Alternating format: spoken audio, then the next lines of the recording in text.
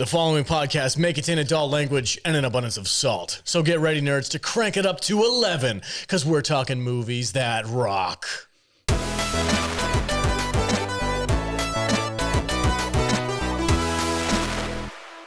Welcome, everybody, and thank you for joining us on this episode of the Salty Nerd Podcast, where we talk about movies that rock. And I'm your freaking host, the Salty Nerd. And I'm joined, as always, by my fantastic panel of nerds. Matt Vader is rocking it out over here. God damn, I'm good looking today. Man, this is Brett Vader. What's up, man? Brett Vader. Every rose has its thorn. Every rose has it. What's up, dude? We both last silent, I thought still in the dead of the night. For sure, I thought this was your week. I thought you chose this week. I didn't pick any of these movies. I didn't want to watch half these movies. Could have fooled me. This is Jude's week. Our ambassador of estrogen chose this movie. If I had picked these movies, I'd be in like full on like freaking like Swedish death metal face paint. That's gonna happen someday. I know. I'm terrified. Welcome, Jude. Hello. Why'd you choose these movies? Because they go to 11. Okay. Right on. That's the one. Ding ding. I'm gonna wait. I'm gonna keep Here's it. another one. I'm gonna keep Our shirts. It's literally. how many times we say this episode goes to 11. We're gonna keep a tally of this. That's 3. That's 3 right there. I was gonna say you got to We're not count even- yourself. Yeah, sure. Producer of the show, Matthew Kadish. I'm kind of in the middle between Vader and Jude on this one because I did enjoy all these movies, but at the same time, I did not want to watch them. I'll tell you, like if you say movies that rock, this is would have been the 3 movies I would have picked. I would have picked like Tenacious D and The Pick of Destiny. Yeah, Frickin- we were talking about these movies. I'm sorry, Jude. We were talking about these movies, and she threw the movies that we wanted to watch out. And I said, we're not watching Rockstar? Yeah. Rockstar, fuck? Pick of Destiny. I watched. Okay, I did not choose the label movies that rock. I Right. said I wanted to do movies about like bands, like fake bands, movies Okay. about bands, That's but cool. that aren't real. And you went, movies that rock? And I went, sure. I can't help you that you're disappointed in the relationship between the label that It's you okay. gave it and the movies that I picked. Okay. Well, the 3 movies that we No, picked. these are good movies. They're These are great fun- movies. These are fun movies. Almost Famous. Yeah. With a. Yeah. Kate Hudson. Almost. Yeah. Kate. I was like, oh, am I allowed to say that? She's like, no, I can't say that. Never mind. How you doing? Almost Famous, Airheads, and Spinal Tap. This is Spinal Tap. This is Spinal Tap. I've never seen Airheads and I've never seen Spinal Tap. This is the only one I've ever seen before is Almost Famous. So this is almost a first watch week for me, which is crazy. But yeah, that's the movies we're going to watch. So thank you guys for joining us. Before we dive into the first movie, which is Almost Famous, we're going to take a quick break. We'll be right back, and then we're going to just drink too much and talk about the movie. Welcome back, nerds. Hey, if you guys want to support the podcast and get some awesome swag in return, you can grab our limited edition Eureka t-shirt. Go to saltynerdstore.com. There is access to the shirt that we're dedicating to the TV show Eureka. It has the Global Dynamics logo on it, and it says, "A little knowledge is a dangerous thing, and so is a lot." The month of March is being dedicated to Eureka for our patrons only exclusive episodes, so we wanted to make a special shirt just for that, and you can get access to it for now. Only for March, though. It's going to disappear after March, so get on it as quick as you can. If you're a fan of Eureka, if you love that show as much as we do, head over to saltynerdstore.com and grab that t-shirt. All right, the first movie on our list today is Almost Famous. Take it away, Jude. All right, sir. 2000 Almost Famous. Rated R with a runtime of 2 hours, 2 minutes. This had a budget of $60 million. Wow. $60 million. $60 million. Wow. What do you think this brought into the box office? I'm going to say 100. V? 110, 120. 47. That's what is a flop? Did not do Get well. out. Whoa. This movie is This is a great movie. That's crazy to me. Yeah, I thought it was a hit. Great cast, great story, Right? fun. I haven't watched this probably since the first time I watched it, and I forgot how amazing it was. I'm so glad that I picked it. I love this movie. I love it too. This was a first watch for me, and I'm trying to figure out. No, for real. I'm trying to figure out why I didn't watch it. You've never seen this movie before? No. What? This movie was good. This was Yeah. like good. Is that French for good? Yeah, this movie is very good. I am Groot. So I can't believe you've never seen this movie before. Yeah, I don't know why. Wow, that's crazy. I think it's just kind of one of those movies that it must have just flown under my radar. Huh. I mean, in the year 2000, I wasn't going to a lot of movies. I was right. I definitely saw this. but- This was an at-home movie for me. Like Yeah. I don't think I saw it in theaters, but I remember it when it came out. I mean, I was freaking crushing hard on Kate Hudson for sure. oh god, she's so She's pretty. So adorable beautiful. in Yeah, this. she has like that girl next door type, like Yeah. freaking fun vibe going out through this entire movie. She's got good looking mom and dad too. So Yep. Right. Kurt Russell and Goldie Hawn. hell yeah, dude. I still Kurt Russell's I not still her got dad. a crush on Goldie Hawn. Wait. Yeah, dude. She's Goldie Hawn's daughter. She's not Kurt Russell. Yeah. Okay, I was gonna say, I'm like, this is Okay.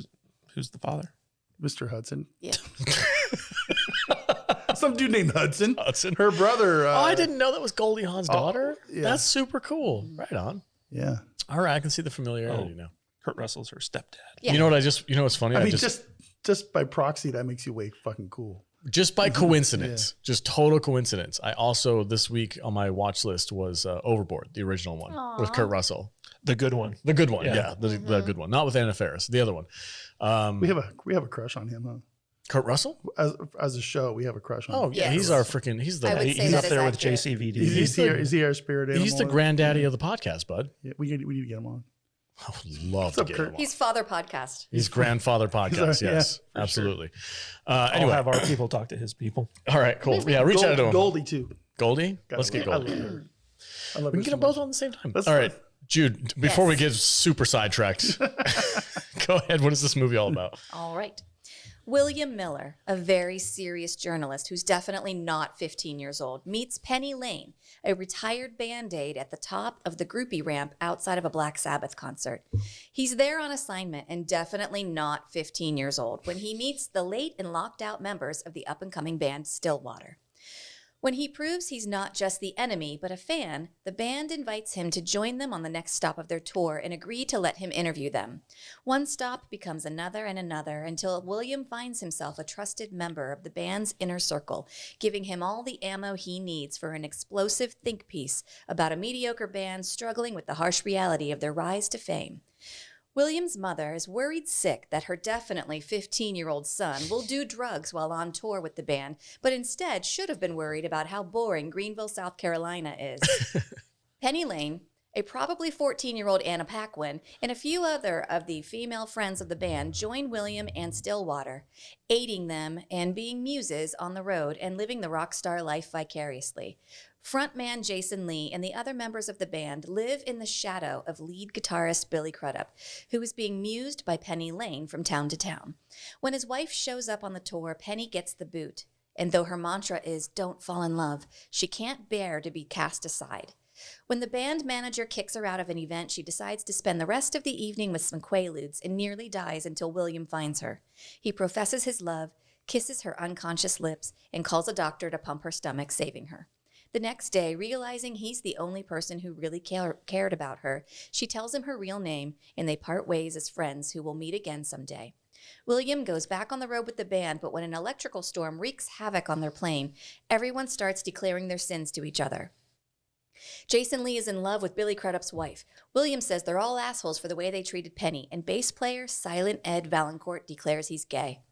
When William recounts the story of the near plane crash confessions to Rolling Stone magazine, the band denies his story and he's laughed out of Rolling Stone as some dumb kid. Defeated, he makes his way back home to his bed, but wakes up to Billy Crudup in his bedroom, who thought he was coming to see Penny. They both loved her and wanted to be with her, but she wanted them to be together. Stillwater finally admits that everything William wrote was true. Penny goes on a solo adventure to Morocco, and William finally gets the respect from his peers, who were all adults just like him. Discuss. So, here's what I did. What'd you do? This is how dumb I am. Okay. That's a way to start. I watched this movie, and I spent a half hour after the movie was over trying to find the real band Stillwater. Oh, no. I'm like, this is a real band. This is a true story. I want to know what the hell's going on. And then it dawned on me, it's like, it's fake. Yeah. No. God damn It's it. based on Yeah, it's an like, amalgamation of Yeah. all the different bands that But Cameron the band Crowe. Stillwater is fake. And Yeah. I just wanted to hear their music and stuff because Well, I'll tell you that in that lane of thinking, above all the other movies we watched this week, this is the one that I think takes the cake for the best soundtrack for like the bands. The Fever Dog, the songs that they actually sing in the show. Those are legit fun songs that I would listen to. Yeah. That's not I true. could see myself at that show. Yeah, like that's not true of Airheads. Like that was the music on that freaking movie sucks. Yeah, Peter Frampton was the one who kind of coached the band in this movie. So like he was actually like there because he was one of the bands that Cameron Crowe kind of came up with. Can you Rolling Stone? Give us some history on who that is. I don't He's like a famous guitarist. Yeah, I think Peter Frampton was the guy that made his guitar talk. Okay. This is a little bit before my time. I was born in 1970. So in the 70s, which is I think this was set in, right? I'm just a little stupid kid. 73. Yeah, I'm 3 years old. So my music scene is when we Airheads era. You know what's funny? Because Okay, you so- say that I have like an old soul. You do. Yeah. Early 70s rock and roll. I can totally see you running around with fucking beads over your neck and long hair. So, hey man, peace. Peace, man. Smoke love, make love, smoke dope. Yeah. That's this era. This is Was Peter Frampton in the Eagles? Was that him? I don't think Somebody so. fact check us. Peter If you- Frampton was the guy that like made his guitar talk. If you guys know, comment in the Yeah, comment so- section below if you're a music fan. But But I love the vibe of this movie. It just it makes you feel like you're in the 70s a little. Like it does such a good job of like engrossing you into this world that this kid's along for this ride. Yeah. And it hits all the freaking tropes, all those wild stories you heard about freaking rock bands on tour. Like it's in this movie and it makes you feel like you're a part of it. And I think my favorite character might actually be the mom because she reminds me of my mom. reminds me of my mom too. Definitely reminds me of my mom. Yeah, I just adore her because she's always like, don't do drugs, kids. Like, don't stay away from that nonsense while she's, Well, when trying she, to protect she calls her out kid. to him, "Don't do drugs," like everyone around him just turns around. They're Yeah. like, "Don't do Don't do drugs." drugs. They're like showing off all their drugs. This mom was actually kind of cool because she knew that she couldn't control her kids. Right. She At a came to certain that point, it's like, realization. Yeah. Oh, okay, I guess I just have to hope they don't like fuck up. And her 15-year-old kids out touring the country with With a rock band for Rolling Stillwater. Stones. Which is a thing that happened. Yeah. Oh, yeah. Well, it was also funny because, like, she was a teacher, and she placed a heavy emphasis on academics, and so like she bumped him up like 2 grades when he was like a first grader or whatever. And so like he thought that he was like older than he really he didn't even know his own age because of his mom.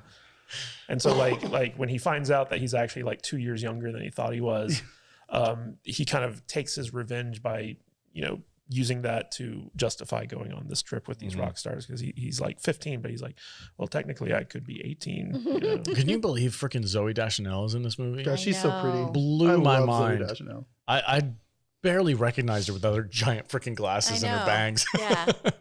So originally, the character of Penny Lane was going to be played by an actress named Sarah Polley. And Oh, from American Horror Story? no, Oh, that's Sarah Paulson. Yeah, no. Sarah Polley was in she was kind of like an indie actress. I can't remember the last thing I saw her in.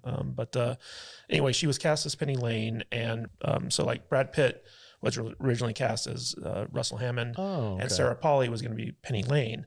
And Cameron Crowe worked with Brad Pitt for like months on the character and the performance and stuff like that. And eventually Brad Pitt was like, look, I don't get this character. This movie isn't for me. I'm going to bail. And so like they parted ways. And when Brad Pitt left, Sarah Polley was like, well, if Brad's leaving, I'm going to go and do an indie passion project movie of mine. And so like she left. And Kate Hudson was originally cast as the sister. And Cameron Crowe was like, I really like Kate's energy. I'm going to, change her character to Penny Lane. And that opened up the sister character to cast Zooey Deschanel. So this is, I don't know, this movie doesn't really fit our normal genre movie because it's a drama. It's a docudrama kind of. I don't know. I almost look at it as like a historical document. For real. It's a period piece. Yeah, for sure. Because, it's accurate as far as a lot of that stuff goes. Oh, yeah, it definitely takes some real stories. I knew people like this, these hippie dudes with long hair and their big collars and bell-bottom jeans and stuff. Yeah. And, I know it's not. I know it's not based in the 70s because the band that I'm talking about came along much later after that. But they kind of like mimicked the 70s rock and roll scene. I just listened to Dave Grohl's autobiography, Storyteller, and it was all just how he went from Scream to Nirvana to Foo Fighters, and it was like his trek through history of like what it was like being a traveling band. Man, when Zoe Saldana's character, the sister, Zoe Deschanel. What did I say? Zaldana. That's Gamora from Guardians of the Galaxy. Oh, Jesus. Wrong Zoe. I'm getting my Zoes mixed up. My Zoe and my bulldog that I had. At least you didn't call her Zendaya. Zendaya. She would have been great in this movie. Zoe Deschanel, when she gave her brother that record collection. Yeah, I was he's slipping through those, and I'm like, oh man, that's some dope ass record. That's a good collection. That was actually Cameron Crowe's record collection. Wow. That's some legit shit right there. That's something I've always like. I'm not from this era, but like when I watch scenes like that, I'm like, man, when I get some disposable income, I'm gonna get myself a freaking record collection. We need to go up to the vinyl store. Yeah. Just to buy some records. Yeah. Just to soak it in. So to give this a little bit of context, so Cameron Crowe was like a music journalist growing up, wrote for Rolling Stone, toured around with all these bands, and then eventually he wrote the book Fast Times at Ridgemont High, which got turned into a movie, which he also wrote the screenplay for, and that was like a big hit. And that was kind of like his inroad into Hollywood. And right before this movie came out, he had just done Jerry Maguire, and that was a huge hit, Oscar winner. And he had this passion project kind of on the back burner for some time, and it was originally called Untitled. And it was kind of like a collection of his experiences as a Rolling Stone journalist. And Lawrence Kasdan, the screenwriter for Empire Strikes Back and all these other big movies, had been encouraging him to like go after this movie and get it out there. And so he started distributing it to studios, and Steven Spielberg got a hold of it, and he ended up loving the script, and he said, like, you need to direct every scene in the script. And so DreamWorks was the one who funded this movie. And it was I can remember when this movie came out, and like all the marketing for it, it was like heavy marketing, and it was all based off of like the success of Jerry Maguire. And I can remember just being like, I don't like any of the music I'm hearing in the trailers. I don't think this looks like a very interesting movie. I don't like any of the people that are in it. So I went to go see it in the theater, and I could just kind of walk out there like, well, that was a movie. Has it grown on you over the years? Not really. No, really? You don't like this movie? I mean, it played better on our rewatch than it did when I saw it in the theater. But like, I feel like it's too long, and I just don't care about any of the characters in it. I don't mind that though. I didn't either, because I'm kind of engrossed in the story to the like, point where I'm just along for the ride, and I kind of forget about how much time is going by. You guys know how I watch movies, right? I watch an hour here, a half hour there, for most of the stuff. And when I can turn on a movie, and I push play, and I sit through the whole time, and all of a sudden the credits are rolling, that tells me I probably like this movie. You know what I mean? Yeah. And that's what happened. It just like.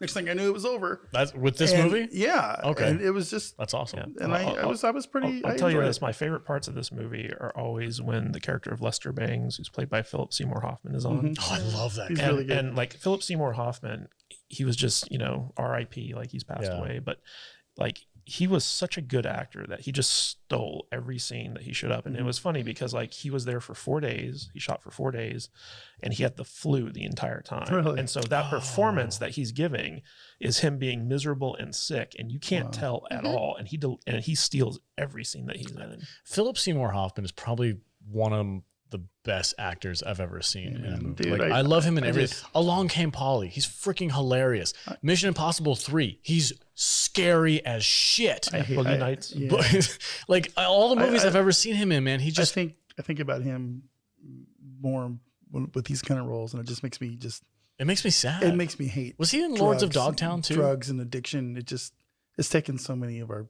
cool actors away from us. It annoys the shit out of me. Yeah.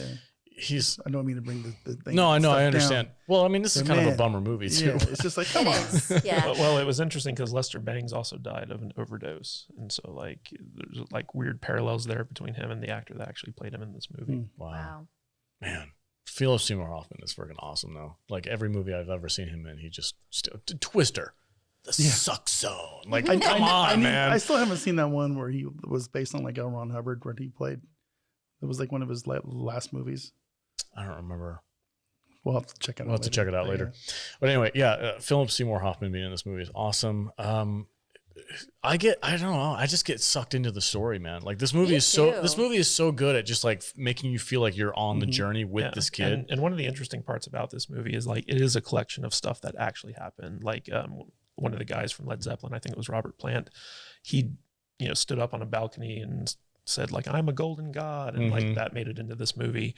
The airplane scene where the airplane's getting ready to crash and they start like kind of revealing their secrets, that actually happened when Cameron Crowe was on a flight with the Alice Cooper band, and they thought that the plane was crashing, and one of the band members, like they've never said who, turned to another band member and is like, I'm sleeping with your wife. and then like once the flight leveled out, everyone was just like in this awkward silence. Yeah. Oh, for sure. And so like this movie is just a collection of like those like little experiences that Cameron Crowe had as a music journalist from various different bands kind of put together. Like when when William gets pulled into that kind of group hug right before the band goes out on stage, like Eddie Vedder used to do that to him for like Lollapalooza or something like that. He grabbed Cameron Crowe and brought him into the band huddle right before like they went out on stage. And so like there's just like a lot of little things like that made it into the movie and make it feel like legit. Yeah, and authentic. It does feel like an authentic movie, which is probably why you Googled Stillwater to find out where their music I thought it was legit.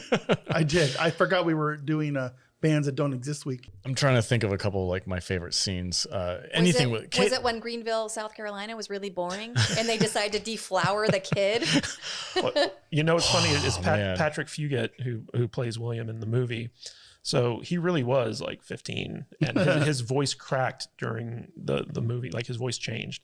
So like he was going through puberty as the movie was being shot. Oh my He's God. on the phone with Rolling Stone. Oh, yeah. And hey, how you doing? He's like, yes, of course. And then his mom is like, honey, I need you to do that thing. It was like to the garbage disposal. Yeah. And the guy from Rolling Stone is And they just all like, know. Yeah, I mean, well, the guy from Rolling Stone is like, yeah, your wife sounds pissed. You better get to that. the whole running gag of him on the phone through the whole movie was funny. Yeah. It's like, yo, man, you got that bag of weed or whatever. And he's on the phone with his mom. And like Rainn Wilson shows up with like this big long cigarette. Yeah, Rainn Wilson is in this movie too. What a great cast, man. This movie's freaking dope. Yeah, it's a really good cast. It's funny because like when the girls like deflower William, like the morning afterwards, like he's trying to rush out to get his interview because he just got off the phone with Rolling Stone, and they're like, hey, could you take like the laundry? And he's like, what am I to you? What am I? And then the next scene, look at him in the next scene like he's carrying their laundry. He's got the laundry bag with him. Yeah, she's like, if it had been any other city,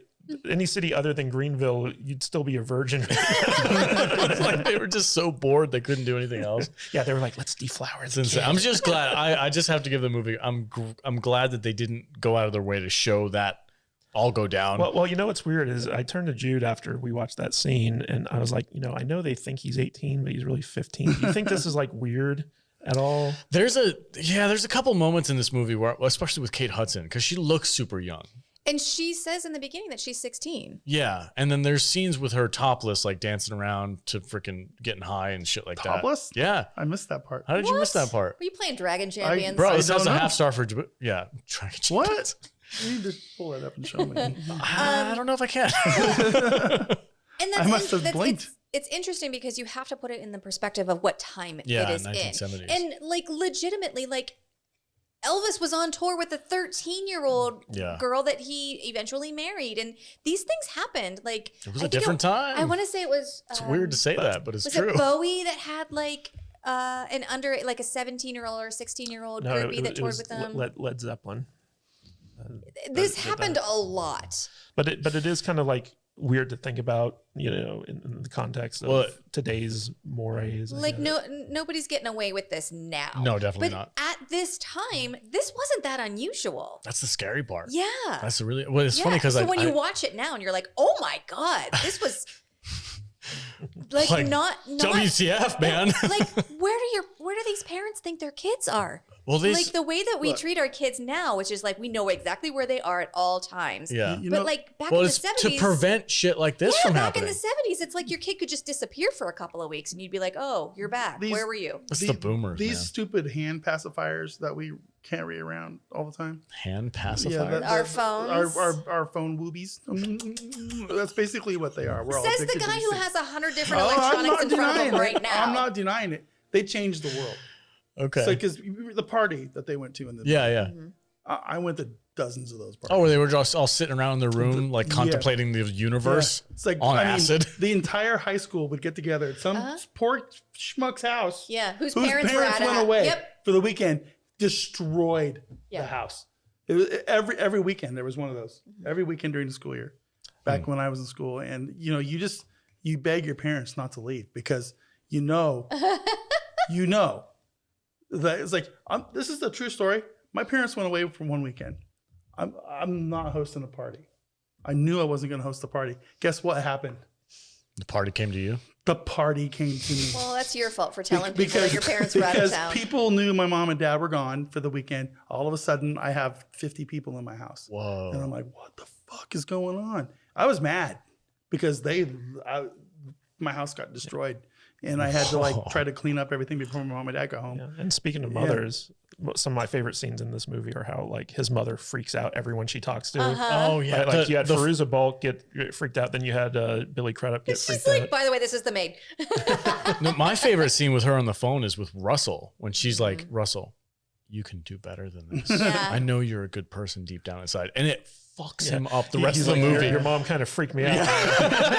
And, like when he first gets on with her, he's like, "Yeah, you just want to tell you how awesome your son is." Like, It's really he's just cool. like, She just completely breaks his psyche and he's just Yeah. like, oh my God, what am I doing with my life? Well, he's so used to people being like, oh my God, It's you're a rock Russell. star. And she's like, I don't give a fuck. Yeah. He keeps saying that he wants something real, and then the minute that he finds real stuff, like he runs away from it because it freaks him out.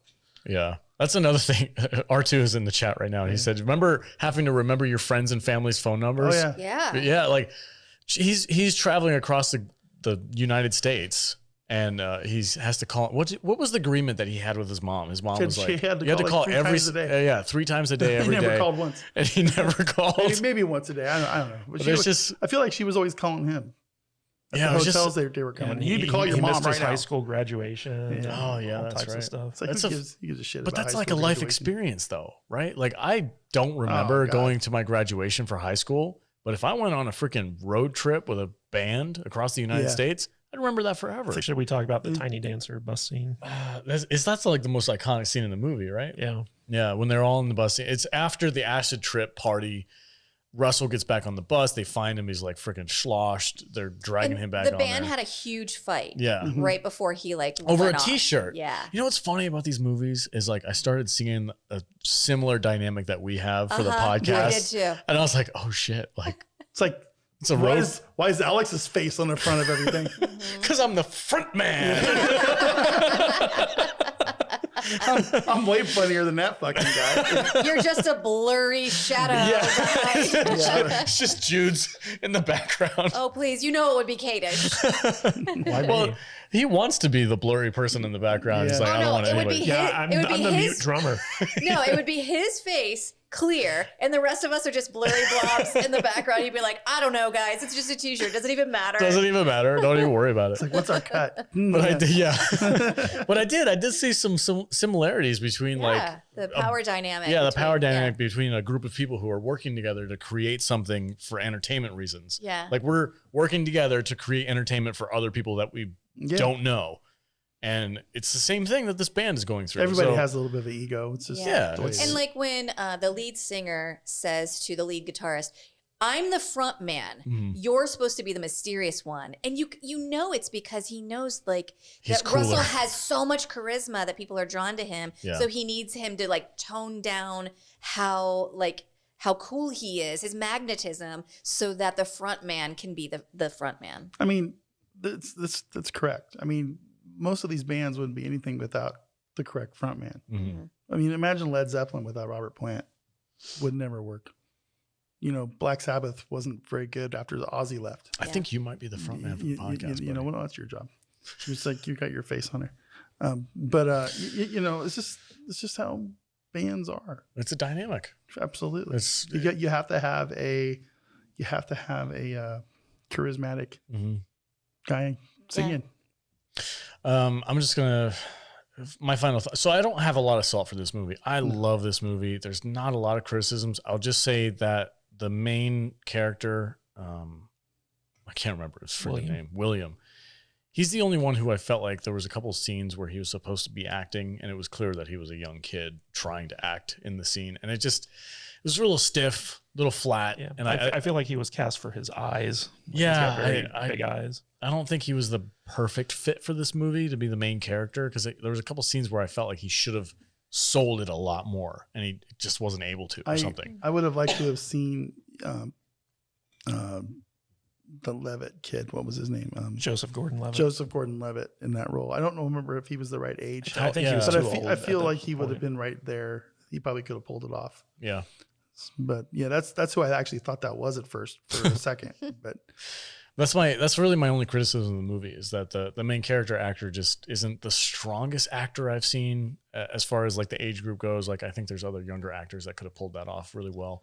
Yeah, there's a scene where he's talking to Penny Lane, and she asks him to go to Morocco with her, and he's like, yes. Wait, ask me again. And she's like, come to Morocco with me, and he's like, yes.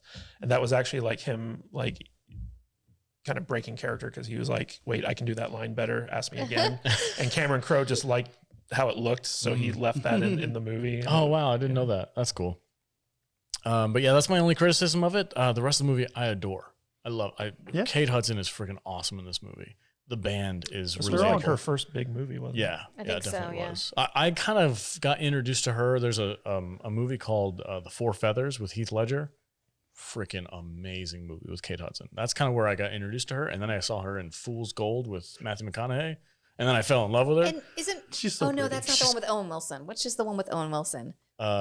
It's How to Lose a Guy in 10 Days. No. No, that's with Matthew McConaughey. That's Matthew McConaughey too. Yeah, I I'm don't gonna know. look it up. Anyway, absolutely love Kate Hudson in this movie. Awesome. The band, so much fun. You know what? Honestly, the main singer guy, Jason Lee. Yeah. I see Brody. He sounds like Brody. Yeah, he absolutely. acts like Brody. Yeah. Like I just see Mallrats, but like 10 years in the future when he starts a band with his friends. So it kind of takes me out of it a little bit. But I think this movie's freaking great. And if you haven't seen it, you definitely need to go check it out. If you're a fan of music, if you're a fan of period pieces, it's a fun freaking movie. What's your score? Solid 3. Real strong 3. I would probably have given it a 4 if the main actor had a little bit stronger of an acting chops, because I felt like he kind of killed the vibe. I don't think he was a good fit. But yeah, 3. Solid 3. How about you, bud? He didn't kill the vibe for me. I thought the kid was fine for what his role was. You know? Okay. He felt like an innocent kid going out and getting an education, and he was, but he's super smart, so he's taking advantage of it. I thought it was fine. Okay. My score, I think I liked it a little bit more than you. It's my favorite movie of the week. Okay. Surprisingly enough, I'm gonna go 3.5. I think. Okay. Yeah. It's my favorite movie of the week too. Yeah. What about half star for boobs you didn't see? It's 3.5. I'm gonna go 3. That's the half. Yeah. I'll show you the clip Sure. later. He's like, I'll take your word for it. Yeah. There was some debate in the chat on what she was wearing. Somebody said she was wearing a see-through shirt. Yeah. You Well, I mean, said they she play. was naked. I thought she was wearing the green coat with nothing. Yes. So it was a scene.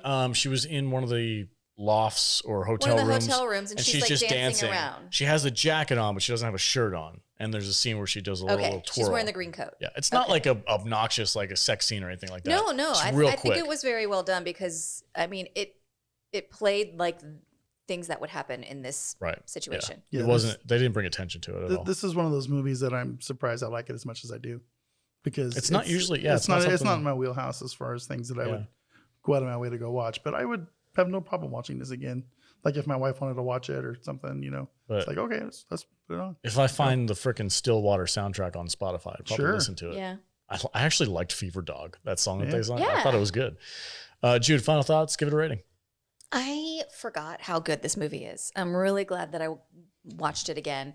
It's 22 years old, and I feel like it still holds up really well. Everyone in it is just so adorable. Like Kate Hudson is just, I mean, she's a groupie, but she's at the same She's a time. Band-Aid.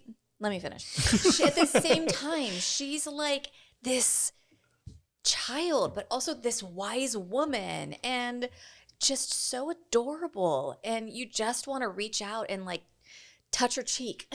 She's gorgeous. Yeah. You want to protect her. Yeah. You're like, oh my God, come here. Let me protect you from the world. You want to be in her orbit. Yeah. Yeah. And win her along with a case of beer. Yep. In a poker game.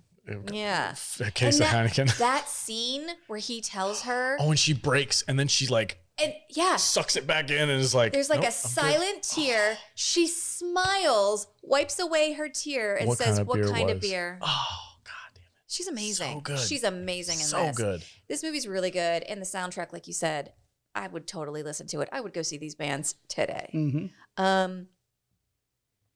For a movie about a fictional band, this nails it. This is 4 stars for me. Wow. This Nice. is 4 cases of beer Okay. out of Heineken? 5. What kind of beer? Shutterbach. Okay. Spoken like a true Ohioan. Shutterbach's from Texas. Kadish, take it away. So I like Cameron Crowe a lot. Say Anything. It's a great movie. I love Say Anything. Fast Times at Ridgemont High. Jerry Maguire, I think, fabulous movie. The movies that Cameron Crowe made after that, which is this movie, Almost Famous, and then his next movie was Vanilla Sky. I did not care for either of those movies, and I think it's mostly just because me personally, they're not my style film. Like the cast in this movie, the writing, the direction, the story, like this should be a 4-star movie for me, but it's not. And that's strictly because of my own personal tastes in films. Like for me, like I'm usually bored when I'm watching this movie. And I've seen it like 3 times, I think now, including this rewatch. First time was in the theater. And, I'm a big Cameron Crowe fan. I think he's a fantastic writer. But for me, this movie is just 2 Band-Aids out of 5. 2? It's maybe 2.5. I don't find it enjoyable enough to be a 3-star, but it's not a bad movie by any means. Is it because you never lived that rock star life? Not really. I've done the journalism thing before, and I've had my crazy times in my life, especially in Hollywood. But Back in Hollywood. So I can relate to the experiences and stuff like that. I just feel like there was no overarching narrative that I truly cared about. It was just like a collection of things that happened in Cameron Crowe's life that were kind of like loosely strung together through like a fictional take on this time period. And it's really a love letter to the music and the time period and stuff like that. And because of that, it feels kind of meandering. Like there was no like real kind of central relationship, unless you want to count the one between, William and Russell. But even that never really got kind of fully explored because they were never truly like friends, I guess you'd say. So to me, like the movie just feels kind of aimless and it's very long and I get bored every time I watch it. So overall, like for me, this is 2.5 out of 5. So on your back in Hollywood escapades as a journalist, were you deflowered by bored groupies? I was deflowered by many different types of things. Things. TMI. Things. Wow. Inanimate objects. Okay, cool. Yeah, that's I don't know how to segue off of that. Yeah, you shouldn't have asked that question, dude. Just made it weird. That's it for Almost Famous. I would highly suggest going and checking it out. It's a ton of fun. It's a great movie. I really enjoy it. And I had fun talking about it. So the next up on our list is... This is Spinal Tap. This is Spinal Tap, this freaking mockumentary. So we'll be right back. When we get back, we're going to dive into that movie. So stay tuned. Welcome back, everybody. Hey, if you want to support the podcast, go to saltynerd.com/DC and download Dragon Champions. It's a brand new mobile game that you can play. It's only a couple years old. And Matthew Kadish over here is like expert level 80. I'm max level. Yeah. Max level. That's what I was going to say. That's why I'm like that. Max level 80. If you guys want to download that game on whatever app is best for you, and then you can put in Salty in the promo code and get a little leg up. And you actually, I think you might be easier to catch, Matt Vader over here. You're I get no level respect. 50. I get no respect. Level 50. 51. Fuck 51. You. Oh, I can't say that on here. We're doing an ad. I'm sorry. You can say whatever you want. 51, no respect. No respect. It's a heroes collector game in the line of like League of Legends and stuff like that, where you get to collect your characters, level them up, and then fight them against in a campaign where you get a story mode. And you can also take PvP and go after people. I would love to see it. Seriously, call to action. Get the game, get up to level 80, and fight Matthew Kadish. We will live stream the crap out of that. saltynerd.com/DC. Download Dragon Champions, get some cool stuff. And you get to support the podcast. It's kind of like it's a hero collector game in the vein of World of Warcraft in terms of like it being a fantasy setting. And it's a lot of fun. Okay. This is Spinal Tap. Can we just call it Spinal Tap? Does it have to be this is? Like, whatever. It just seems so, pretentious. It's freaking British, man. This movie, The name of a movie. hate this movie so much. It's funny because none of the actors in this movie are actually British. That makes total sense. All right, Jude, take it away. This is Spinal Tap all about? 1984. This is Spinal Tap. Rated R with a runtime of 1 hour, 22 minutes. This had a budget of $2.5 million. What do you think this brought into the box office? They spent that much on this movie? Yes. Oh my God. I think it made 80 grand. I don't know. $80,000. V? I couldn't begin to guess because I know this movie is like when you say the word cult classic, Yes. this movie is there. So I couldn't even I can't even play. I'd have no idea. Yes. I demand that you guess. $100 million. Okay. $4.7 million. So this almost doubled its budget. Wow. Okay. Yeah, but since then, in home video and merchandise and stuff like that, it's grossed hundreds of Well, millions. it's funny because I looked for it this week and I couldn't rent it. Like, I don't have a problem renting a movie for $3. Like, okay, yeah, cool, whatever. That's no how big they deal. get you. And this is the only way I could watch this movie is if I purchased it for $15, and I was like, oh hell no. Yeah. So Jude was like, we own it. You can come over and watch it. I'm like, I'm going to take you up on that. I have watched this several times. Is this like a favorite movie of yours? Yeah, I think so. Oh my God. Wow. This movie's great. This was my favorite movie of the week. Oh. So, back in Ohio, in my 20s, I like went to a local band concert and ended up making friends with a bunch of people that were in various bands. And then those people became like some of my best friends. And so there was just a lot of like they had all seen this and they all quoted it. And it was like, there was just a lot of like very funny, true to form band stuff that happens that like they, like felt akin to with this movie. So then I watched it and now it's just part of like my history, like my 20s. Like this is the movie that we would all like sit around and have a movie night and we'd be like, let's watch Spinal Tap again. And so I know this movie forwards and backwards. Okay. And I relate this movie to people that I actually know. That makes sense. It feels very much like when Kadish was like, let's watch And God Spoke. Because it's all like those weird little intricate inner workings of Hollywood. And it's funny to him because he knows people who act like that and it has like that true to form. So it's the same thing for you. That was that weird movie about them making. Yeah, it was a mockumentary about making movies. Oh, I did not like that movie. I know. Yeah, and it's funny because with this movie, like every like musician who watches it, they're like, oh wait, this is a documentary. Yeah. Yeah. Like Ozzy Osbourne didn't understand why people were laughing at it because he's like, I don't get it. This is accurate to what it's like. It really is. All right, take it away. You ready? Yep. Okay. When filmmaker and fan Marty DeBurgi heard the British rockers David St. Hubbins and Nigel Tufnell were going on tour in the U.S., he jumped at the chance to join the band and crew on the road and make a rockumentary capturing the sights, sounds, and smells of the band Spinal Tap. Promoting their new album, Smell the Glove, they pull out all the stops with stage props, costumes, and amps that go to 11.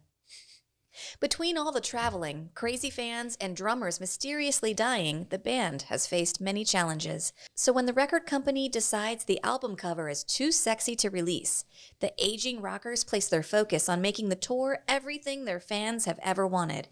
But when interest in the band starts to become more selective and their fans less inclined to attend, their gigs start getting canceled. Still, the band marches ahead in the name of rock. But when their new Stonehenge prop arrives embarrassingly tiny, getting dwarfed by the dwarf backup dancers, this is the straw that breaks the band's back and sends Tap into a tap out.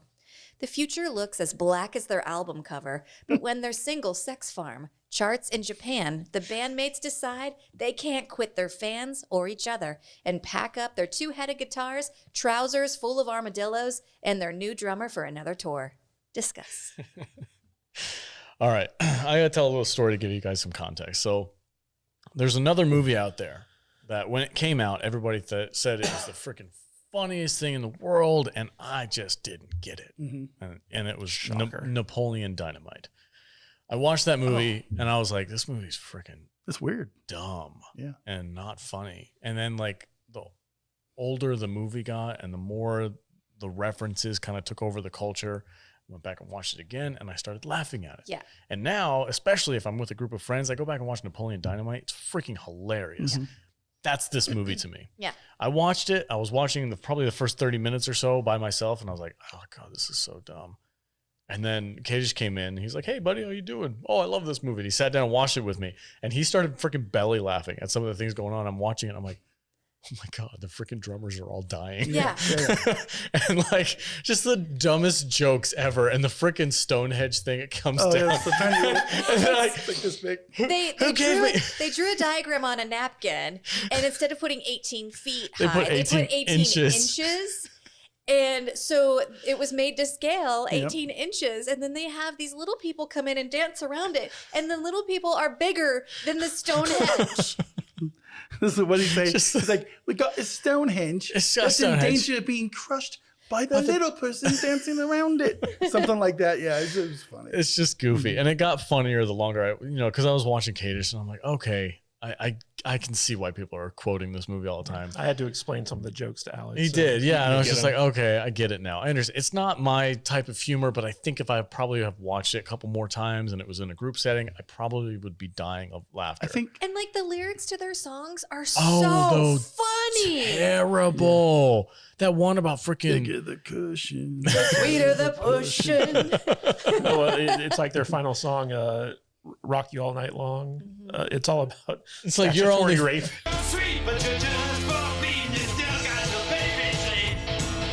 I'm just like, oh my God, I can't believe they put that in a freaking Your movie. baby teeth haven't. Come It's in just yet. bonkers. It's so raunchy and gross, and you're just watching it like, oh my God. what's But when he's talking about big butts and how Yeah. he's rhyming, like, talk about mud flaps, my girl's got 'em. It's so funny. so ridiculous. And Sex Farm. Sex It's like- Farm. Sex Yeah, Farm. I'm and gonna stick my pitchfork in your bale of hay. What does he call it? My pink torpedo? Oh yeah, I'm gonna sink you with my pink torpedo. What is there's a band out there that's a real band that does this same kind of songs. Oh, yeah, we've seen them. What they play here in Vegas all the time. Steel Panther? Is it the Dane Steel Band? Panther. Yeah. Steel Panther. Steel Panther is a real Spinal Tap. They're legit. Yeah. And they're so good. Filthy. Absolutely filthy. Well, it's But kind of they're funny so because funny. throughout the movie they flash back to previous incarnations of the band when like they're basically just chasing fads. So like in the 50s they were like a Buddy Yeah. Holly style Yeah. band. Then like in the 60s they were like the Beatles ripoff, and now like in the 70s they're like glam rockers and stuff like that. And Yeah. Now they're it's butt always so rockers, funny yeah.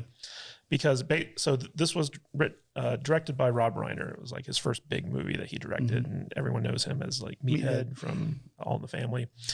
And he was originally going to be part of the cast too, but Harry Shearer was like, dude, you don't look good in spandex. And so he decided to play like the director role. And basically around this time, Michael McKean, so he had gone to college with Christopher Guest in New York City, and Michael McKean went on to star in Laverne and Shirley as Lenny.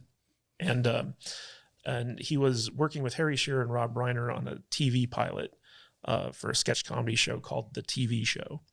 And basically, he got Christopher Guest to come on, and they played this parody of a rock band called Spinal Tap, and all of them were actual musicians, like they could actually play the guitar and stuff like that.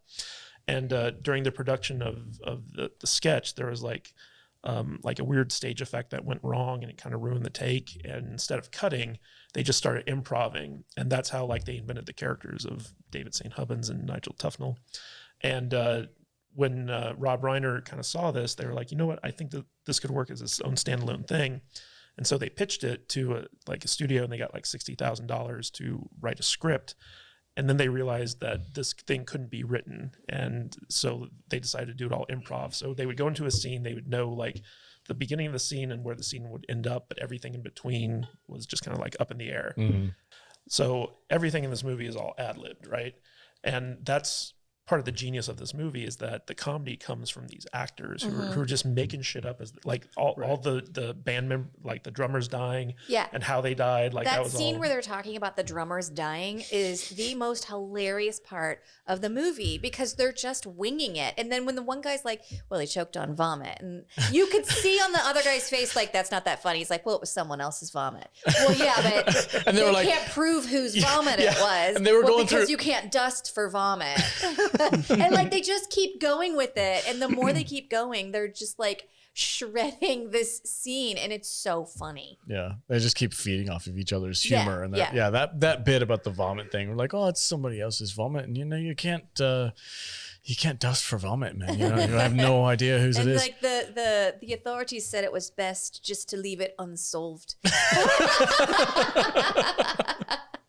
It's just the comedy in this movie relies solely on the dialogue between a couple of people, and that's where this movie lands. And it's very similar to that movie, What We Do in the Shadows, in the sense that they shot like literally like 100 hours of footage, and then they constructed this movie in the editing room. But like there was so much like of them just like improving that like I think there's like 60 minutes of outtakes on like one of the DVDs or something like that. It's on YouTube.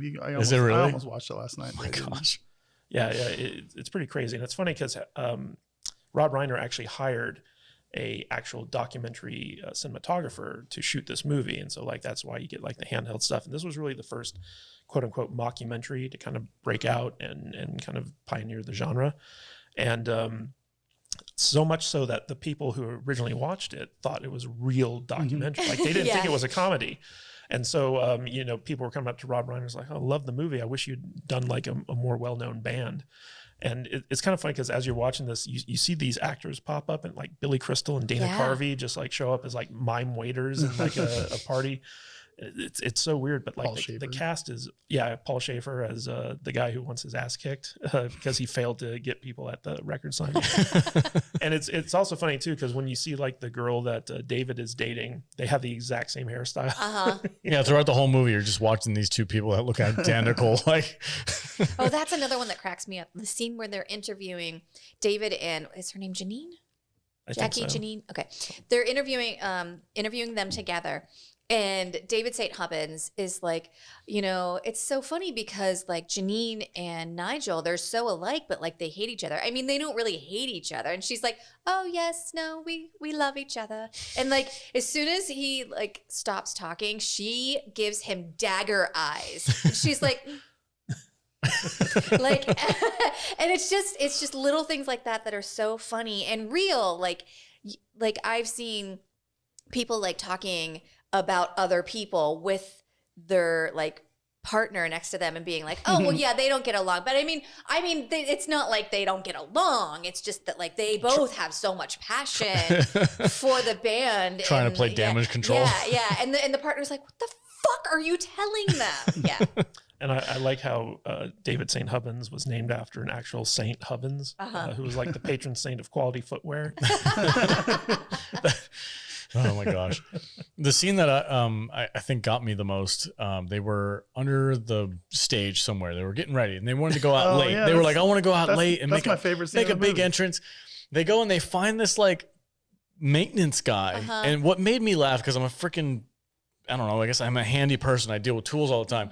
He's out there with a freaking adjustable crescent wrench, just like turning a pipe randomly that doesn't have anything on it to turn. And he's like, oh yeah, if you just go over here and then you make 2 rights, it'll lead you to the stage. And then they make 2 rights and it leads them right back to them.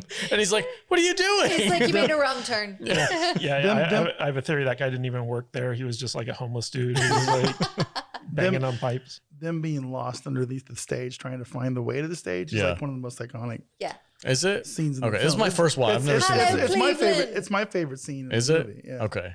That's cool. And it's funny because that scene is actually inspired by a video they saw of Tom Petty at a concert in Germany, where he was walking through a series of doors trying to get to the stage, and he ends up on like an indoor tennis court, and he's just like, where am I? So, like, they just kind of spoofed that.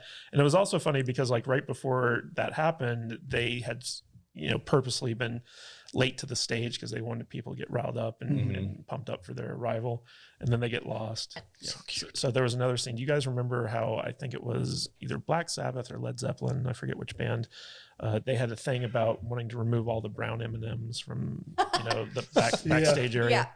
So like based off of that, they did this like little scene where Nigel is upset about this tiny bread. He's complaining about the food backstage. The sandwich bit. The sandwich where they're bit. sitting there like, look, I can't make a sandwich out of this. You know, it's just the bread's too small. Well, you just maybe try to fold the meat. Yeah, but if I fold the meat, then it's not a sandwich, and then the bread breaks, and you look, you can't eat this, and he's like ripping the bread apart. And he takes the olives, and he's like, "This one has a little guy in it. This one does it. It's a mess. This is not professional." It's so ridiculous. I think my favorite part of this movie is where DeBurgey is interviewing Nigel in his like little guitar room, and Nigel's like talking about all the guitars and about the amps and stuff like that.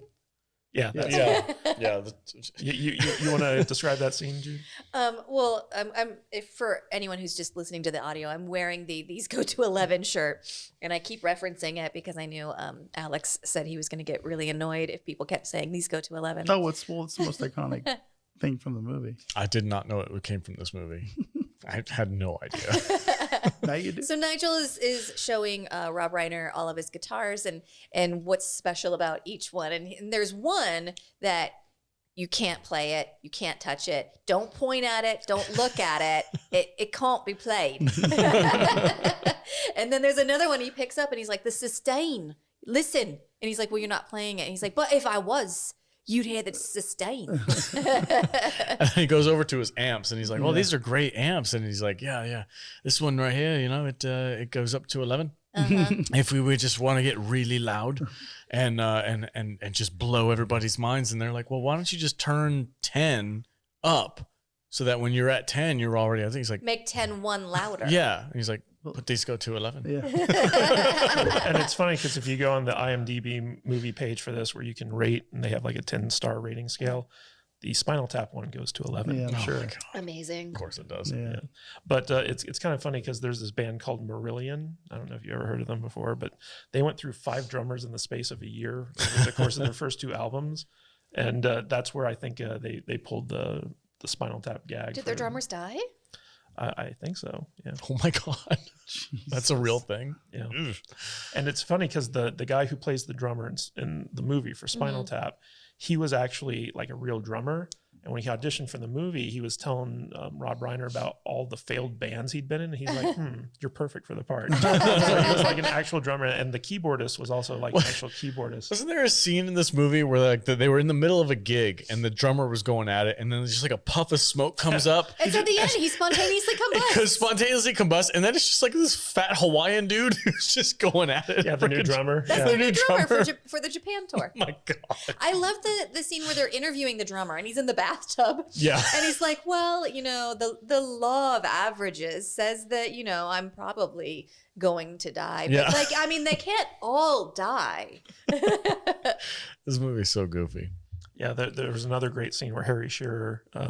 So throughout the movie, they keep showing like his massive wang within his tight pants.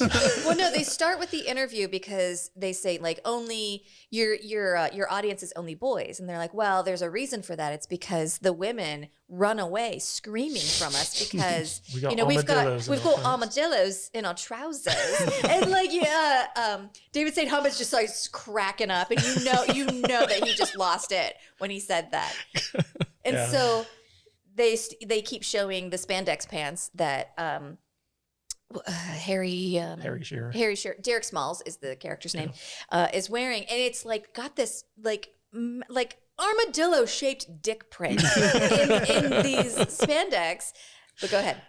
And so like there's a scene where he's going through airport security and he keeps, ringing the alarm bells. Right. And so like she's like, can you take off your jacket? And he's like, oh yeah. It's probably the zipper. And she's like, can you take everything out of your pockets? He's like, oh yeah, the change. Sorry. And so eventually they have to take one of those like hand wands and when she waves it around its crotch, it goes off. And she's like, sir, do you have any fake appendages in your pants? And he pulls out a cucumber wrapped in foil. In tinfoil, yeah. In tinfoil. And everyone laughs at him and he like just walks away. This movie is great. It's like every time you hear a radio or like a voice in the background over like a speaker system, it's one of the cast members without their British accent doing the voice. And it's just brilliant. Everything about this movie is brilliant in my opinion. Brilliant. Yeah. Brilliant. Brilliant. It's brilliant, all right. I don't disagree with you. It just, most of it went over my head. Yeah. I need to give it another chance. I need to watch it again. I feel like this is one of those movies that, to me, where you were talking about how Napoleon Dynamite, you hated it, and then the more you watched it, it got better. Yeah. So I'm at the point with this movie, like there's certain bands that I've heard so many times that when they come on the radio, like Def Leppard, for instance, I hear Def Leppard on the radio, I go, boop, and I turn it off, and because I don't care if I ever hear another Def Leppard song again because I've heard them all a million times, right? That's where this movie is with me. I've seen this movie so many times that it's not funny anymore, and I'm just kind of over it. You know what I'm saying? Yeah. So I can't. I know it's a good movie. I do. I completely understand that it's a good movie, but at the same time, I'm just like, Just over it. You're over the jokes. So I can't even give it an accurate grade because I know it's good, but I don't like it. I don't like it anymore. Like, how can you watch the scenes where like Harry Shearer gets trapped in the pod on stage and like not laugh? No, I get and then, it. like the Stonehenge scene with like the dwarves that come. Yeah, I mean, I totally understand. I hope you guys get what I'm saying. I do. I totally understand. It's Yeah. just like, it's You've seen it so many times. See, there's movies that don't age out of their I can watch Empire rewatchability. Strikes Back 100 more times. Raiders of the Lost Ark. Raiders of the Lost Ark 100 times. but I can't watch this one. Yeah. I just can't. It's just like, I don't know what it is. I don't know. This is one of those few movies to me where like I can watch it, and every time I watch it, I laugh because it's still funny. It's kind of like Airplane. Like Airplane is a movie where even though you know all the gags, it's hilarious every time you watch it. Excuse me, I speak jive. I completely get where you're coming from. Do you? Yeah, I mean, absolutely. I can't watch Napoleon Dynamite I know 100 times. This is a 3.5, 4-star movie, but me personally, I want to give it like 2. But I know it's not fair because you're not going to hurt the movie's feelings. I'm just kind of over it. When Jude said we're watching this movie, I'm like, fuck. Yeah, like look. Okay. These movies like this, to me, I understand where you're coming from. So I'm trying to give it some context. But like movies like this, to me and you, they have an expiration date. We can only watch it so many times. I can only watch Napoleon Dynamite so many times before I go back to that original. God, this is stupid. The jokes don't land anymore because I've heard them too many times. Same thing with like I just watched Blades of Glory. Yeah. Same people as Will Ferrell and John Heder, I think his name is, who plays Napoleon Dynamite. Blades of Glory, funny ass movie. I watched it again recently. Terrible. Doesn't hold up. No. And I'm worried that the same thing is going to be true of Eurotrip because we all kind of liked Eurotrip. No, Eurotrip holds up. But I'm wondering. Eurotrip. I haven't watched it since we watched it the first time. I'm wondering if I go back and watch it again, if it'll hold up. So like there is an expiration date. Like you watch these movies so many times, you're like, okay, I get the jokes. Yes, it was a good movie. I loved it when I was younger. I don't need to watch it again. You remember when we first started the podcast, we used to sing Scotty Doesn't Know? Eurotrip's freaking hilarious. I opened my own hotel. Miscuse. Scotty doesn't know. Yeah. Matt Damon, amazing. Matt Damon's amazing in that movie. We're going to, that's my week. That's next week, right? Is that next week? Yeah. It's teen road trip week. Check that out. I get what you're saying. I understand that this movie is funny. The references that you guys are saying are funny. When I was watching it with Kadish, somehow, this is like a weird alignment of the stars. Kadish sitting there laughing made the movie better for me. which I don't think is normal. No. But I was watching him laugh at these scenes, and I'm like, oh yeah, that is kind of funny. It's clever how they do that, and like the ad libbing. I had to explain why I was laughing. Yeah, I'm like, okay, I get that. But I will say the bit where they were like being like gargoyles with the hoods, and they were like Stonehenge in the world of the after prehistoric druids, blah blah blah blah. They did this little monologue, and then they're like, and they take themselves so seriously. They so seriously, and in the middle of this freaking guitar solo thing, like Stonehenge comes out, and it's like this big. I'll have to send you guys some videos of metal bands that I listen to that are like just straight up Stonehenge type shit. And like before any of that happened, David St. Hubbins keeps saying like, I don't want to do the bloody Stonehenge. Yeah. But like after one of their concerts, they pan back and you hear somebody in the crowd go, play Stonehenge. That was me. I was at a Foo Fighters concert. It's this like really unknown song that they did called In Your Honor from Foo Fighters. And I was literally up against the rail. The stage was right here. Dave Grohl is standing 3 feet away from me. And I'm going, play In Your Honor. Play Zha Zha Ding Dong. I was that dude. He completely ignored me the entire concert. I had that same experience with Megadeth. Did you? I was at the front. What did you want them to play?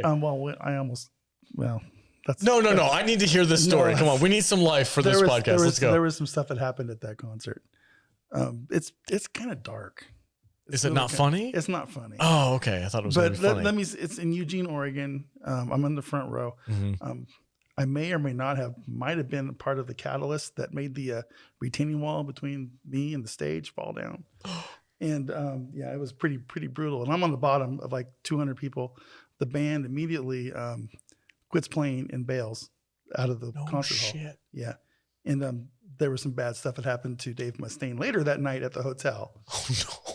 Yeah, it was not cool. Were you involved? Well, I was on the floor I was on the wall when the wall broke. Okay. I was like leaning. You know how like yeah. You know, there's the retaining there's the gate. wall. Yeah. This is at a fairgrounds. This isn't a concert hall. They got the stage. It's maybe 2 feet higher than everybody else. And there's like this steel retaining wall, and there's like 300 people, and we're all like crushed up against it. And the wall goes boom like that. Oh, I'm on my stomach. Oh, you fell over? I fell over flat on my stomach, and there's all these people on top of me and all these other people rushing the stage. Dave Mustaine and the boys throw their shit down, run away. Yeah, it was scary. But yeah, it just okay, so right in the middle of Symphony of Destruction. Way to bring it up to 11. Yeah, I know, right? It's like you're on the receiving end of one of those freaking mob it was not fun. Mob rushes. It was not fun. I've had the exact opposite experience in going to concerts and stuff, because I've gone to a couple Foo Fighters concerts. I've gone to a couple different ones, and Rise Against I think was the most intense one I've ever been to. I went to a Rise Against concert, and that place I am pretty sure was like supposed to only hold 200 people, and they had like 500 people in there, and that mosh pit was intense. Yeah, and I love a good could mosh not pit. get out. I love a good mosh You pit. would not be able to escape. I put myself in the middle of it because I thought it was cool. Oh, I'm gonna go in the mosh pit, and then I realized that I was like the smallest dude in there. There's all these freaking football players around me, freaking shoving me around. I just had to go along for the ride because there was no way of getting out. So like when I'm not of this like era of like the 80s glam bands. Like that's not my thing. I don't. Me neither. Yeah, it's either 70s rock. I was in the thrash scene. Yeah, it's either 70s rock or it's like early 2000s like freaking like screamo shit. Like those are my two genres. You know what got me about this rewatch, babe? Is so when Alex and I were watching it, he picked up on the fact that the band members kept having herpes outbreaks on their lips. And there was actually a deleted subplot to the movie where an all-female opening band was part of it, and they're the ones who gave the band members herpes. And Alex kept pointing out, he's like, every other scene, like they're changing positions. Yeah, like I'm watching this, I'm like, he has clearly, it's like a full shot of just the dude's head. He clearly has herpes on his lip. Yeah. And he's just sitting there acting like it's not there. And then the next scene, it's gone. And then 5 minutes later, it's back, but it's in a different spot. I'm like, this band just has freaking herpes throughout the whole movie. Gross. It's just cold sores like popping up randomly. It's so gross. All right, let's finish this off. Vader, give it your honest rating. I want to, like, today, I don't, 2022. Matt Vader 74. Listen, it's a 3.5, 4-star movie. Is But it my brain gives it a 2. So I don't know. I don't know. 3.5, 3. I mean, I don't feel like I can give it a fair rating. Between a 2 and a 4? Between a 3. Okay, we'll give it a 3. Okay. All right. So Jude, this is one of your favorite movies. I mean, you have a T-shirt. You're wearing a T-shirt right now. So what do you give this for a rating? And what do you have a favorite scene? What's the one bit that you always quote? I quote, we've got armadillos in our trousers a lot. And the obvious, these go to 11. Okay. I might be able to quote this entire movie. Really? If you play it on silent, I might be able to tell you what the dialogue is. Whoa. Yeah. I love the Black Album. And they're like, well, it's really offensive. And then the other band has like a similar one, but like the lead singer of their band, the guy is being like abused. And they're like, well, that's way worse than ours. And they're like, well, no, if you had been like the one that was getting abused, it would be fine. They're like, oh, it's such a fine line between like stupid and clever. I remember when Metallica's Black Album came out. Yeah. We're all like, what is this Spinal Tap album cover bullshit? Because that's exactly what it was. Yeah, it was and funny. they take the album out and it's just a black cover with no words, nothing on it. And they're like trying to like make themselves feel better about it. And I say this a lot too, like, oh, it's like this is so dark. This is the like emptiness within us. It's like so black. It's like none more blacker. I used to have that shirt. I don't know what happened to it. None more black. I dig it. All right. I love it. I could watch this 100 more times. I probably have watched this 100 times. I'm going to give it 4.5 Stonehenges. Nice. I was going to say wow, but I didn't want to be like freaking Owen Wilson again. Wow. That's awesome. I'm glad that you love this movie so much. I am too.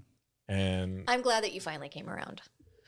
I don't hate it. I don't expect you to love it or to watch it 100 times, but I'm glad that you finally got why it's funny. I can totally understand where you're coming from. Like I've experienced this myself. Like there's a movie out there that came out when I was, growing up, and I'm like, oh, this movie's freaking hilarious. Everybody from the outside looking in says it's a stupid movie, but for those of you who are in the club, you all think it's freaking hilarious. Yeah, and I get that.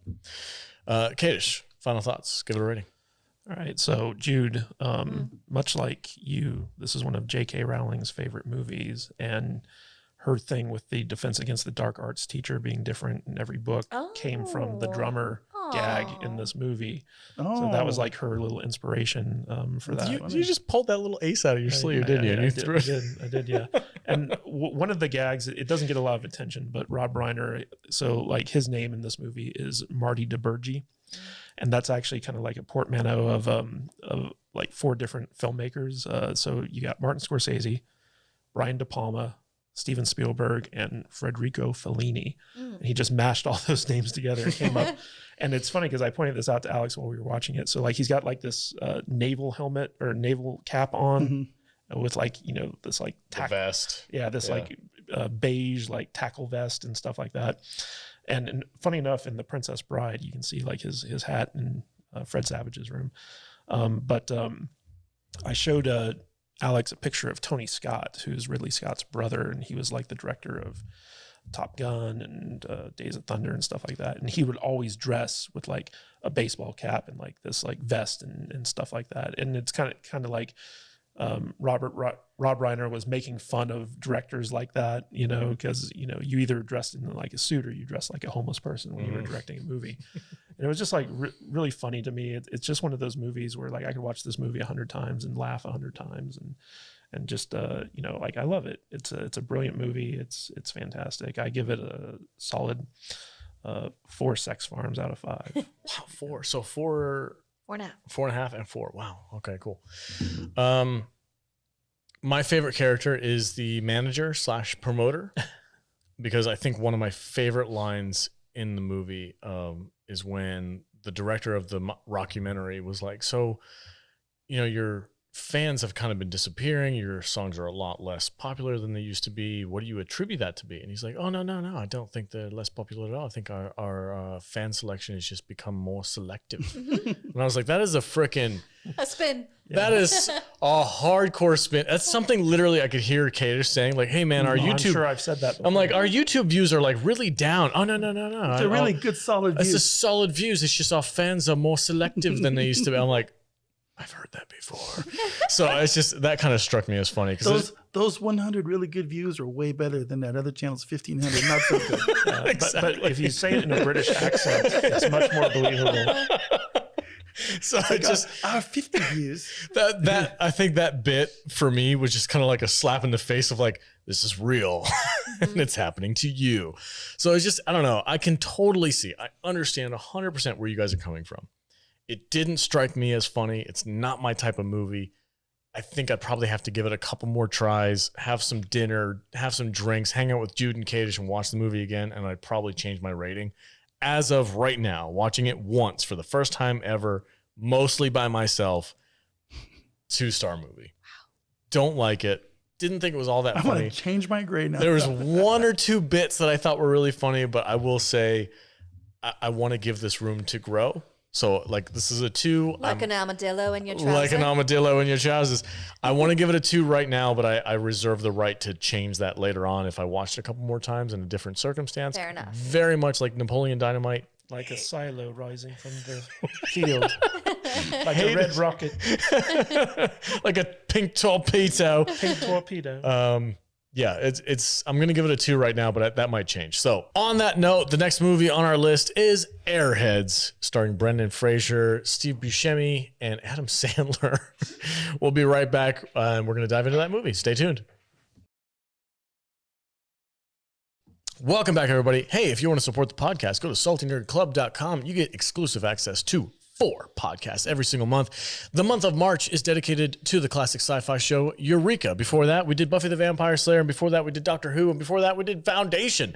If you want to get access to these exclusive podcasts, go to saltynerdclub.com, and that is where the party really starts, guys, because it's raw, unedited, nonsense-free. We just get into stuff, and we have a great time, and we love our club members. We have a dedicated chat just for them in our Discord app as well, so you get access to that. And it's only $5 a month. You guys get a freaking ginormous what's it called? Backlog of content. Thank you, Vader, for helping me out on that one. It's actually back catalog. Whatever, producer boy. I'm the only one who's not drunk here. Producer boy. We also do watch parties, live watch parties. Live watch parties on Monday nights. And we do trivia once a month based on the episodes that we're doing on the Patreon. I love it when my team helps me out of a drunken stumber. By the time we get to our third movie, it's over. It's done. I guess I drank more than you guys did. I'm just trashed. All right, the next movie on our list is Airheads, starring Brendan Fraser, Jude, take it away. Dave Bautista. Brendan Steve Fraser, Buscemi. Steve Buscemi, And Adam Sandler. Adam Sandler, the guy from Spinal Tap was in it. I gotta stop. Oh, wasn't one of the Ghostbusters in this David movie too? Sandler. Oh yeah. Well, there were 2 Egon. Ghostbusters. Egon. Two Ghostbusters. Yeah, and Winston. I can't even say There's a lot Ghost- of people in this. Chris Farley. And Farley. Kramer from Seinfeld is in this Kramer. movie. Yeah. Take it away, Jude. All right. 1994 Airheads, rated PG-13 with a runtime of 1 hour 32 minutes. This had a budget of $11 million. What do you think this brought in? What? This movie was $11 million? Yeah, they had to get all those naked pictures of B. Arthur. Yeah, dude. That's Yeah, those shit's don't not come free. cheap. Hot. Yeah. Hot. Outstanding. 11 million? Yeah. I'm going to say, I think it's made money. I'm going to go It had to have flopped. 45 million. No. These are all huge names. Alex? Not when it was made. I would go higher than that if I were you. Huge names. $8 million. $5.7 million. Yes. So, fun Get outta fact, here. Spinal Tap is the only one of these 3 movies that actually made money. That's crazy. That's insane. This was a fun movie. Ready? This is goofy. I didn't expect this movie to be as goofy as it was. I had no idea what to expect. But go ahead, Jude. Take it away. Dungeon Master Chaz Darby just wants he and his bandmates to be heard. But when the yuppie bone smugglers at Palatine Records throw him out of the building for the last time, the industry leaves him no choice but to break into the KPPX radio station and hold it hostage until they play the Lone Ranger's demo. Everything was fine until Dick Smoke Milo, the station manager, barges into the radio booth, breaking up the on-air impromptu interview with the band. When Milo calls Mr. Pink trash, things start to get ugly, and bass player Rex Nucky Thompson pulls out a gun and threatens to pump so much lead into rocker David St. Hubbins that he'll shit bullets for a week. All of this goes down on the air, and the band realizes they have no choice but to double down on the hijacking. When the cops, news crews, and hundreds of looky-loos show up at the radio station, it becomes a media bomb scene and catapults the band into the mainstream. Suddenly, that putz, Jimmy Wing from Palatine Records, has a change of heart and hightails it to the radio station to sign the band and check out their Golden Girls nudes. Once Chaz signs the record contract, he's under the protection of the Palatine lawyers, and everybody knows rock stars don't serve hard time. The Lone Rangers will be on a tour in a town near you in 6 months. 3 if they behave themselves. Discuss. This movie was such bullshit. Really? So stupid. Come on, this was fun. It was fun. There's nothing to take There's serious nothing about to this take movie. seriously in this movie. This is- at all. You were out of your mind. This is like one of those movies that Adam Sandler makes when he gets all his homies together. Yeah. Yeah. You know, like what Yeah. are the ones? What are they called? Where they go to their The, hometown. the vacation. Yeah, I don't think this was an Adam Grown Sandler. Ups? Yeah, like the grown. This wasn't like a Adam Sandler made movie, right? This is correct. This was like one of his first movies, and this was the first time he ever met Steve Buscemi. Right. So their friendship developed on this film, and Steve Buscemi went on to appear in like all of Adam Sandler's. Yeah, I Yes. feel like Well, this what- is more of an SNL movie. Yeah, Yeah. I think what I'm saying is it's one of those movies that all these funny people kind of got together with, and they brought in some of their like legit actor friends and stuff, you know, and they just kind of had some fun Was over this the shooting time, and they made a stupid, goofy movie. You was know? this Brendan Fraser's first movie? No, No. How had had he done Tarzan yet?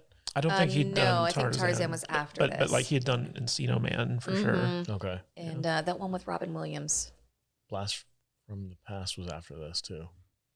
What year was this? 94. Okay, We need to do a Brendan Fraser week. Yeah. Yeah. The Mummy, Blast from the Past, Encino Man. Encino Man. Yeah, sure. Oh, I love Encino Man. Down. Do Pauly Shore week. I don't know if I'm ready for that. Weasel. He lives here in town. We could probably get him to come over. Yeah. Maybe. I don't know what to say about this movie. I didn't have fun with it.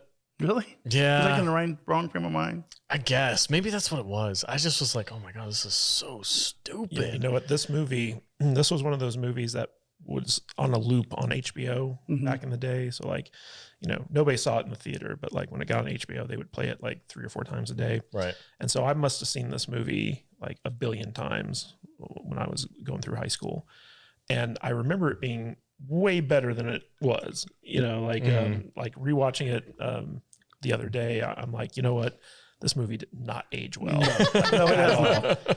And all the jokes like fell flat for me. And I can kind of appreciate the cast that they have now. Yeah. But at the time, like I didn't know who Steve Buscemi was when I first watched this thing. And I thought he was like so weird looking. Well, and dude, he didn't fit the character. he looks, even in 1994, He looks like he's 55 years still old. looks like he's in his 40s or 50s. Fellow kids. Hello, fellow kid. He walks in with his backpack, and I'm like, that's Steve Buscemi when he was like in his 20s. Looks like he's in his 40s. Yeah, and the director of this movie is a man named Michael Lehman, and he was the director of Heathers. And I love Heathers too. yeah, he also directed Hudson Hawk, and more recently, he directed all the episodes for The Woman in the House Across the Street from the Girl in the Window. Oh. Yeah, so like, That show was almost funny.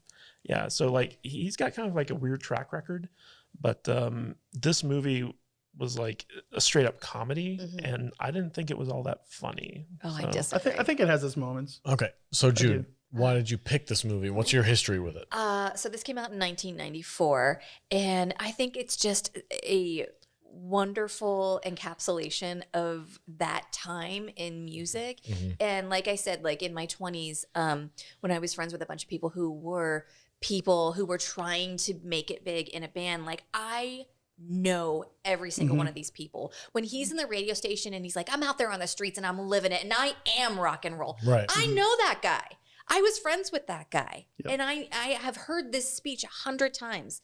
And So one of my best girlfriends used to work at a Ruby Tuesdays, and every single person that she worked with was in a band. Mm-hmm. And they took themselves so seriously, and they'd be like, oh, I can't work this weekend because the band has a photo shoot. And we thought it was so funny how seriously they took themselves that we were like, you know what? We're in a band too. And we made up this whole lie that we were in a band. Our band's name was called the Self-Inflicted Wounds. It was us three girls who were all best friends, and we did like that thing where they're like, oh, well, it's not like thrash, and we don't do this, and we don't. It's more like a power slap. We said that. We were like, well, you know, it's like a melodic, hardcore, like symphonic, and we would just spew words. Bullshit. Yeah, bullshit. And they were like, oh, really? Like, what's your sound like? And one of us, I forget who, one played the bongos, one played the triangle, and I played the spoons. And that was it. And we were so fucking serious. It's all percussion. And it was all a lie. We created a website because we were like, you guys are so fucking ridiculous. And you're silly, and you take yourselves so fucking seriously, and this is what you sound like. We would go to their concerts because we were still friends, and we would always support the bands, but we would go to their concerts, and in between sets, we would jump up on stage and have people take pictures of us so that we could put it on our website as though we performed somewhere. We had friends who were like really savvy with computers, and they would like superimpose our faces in front of like famous places. We were like, the Self-Inflicted Wounds played the Budokan, and like would pretend to be on talk shows and stuff like we were an actual famous band.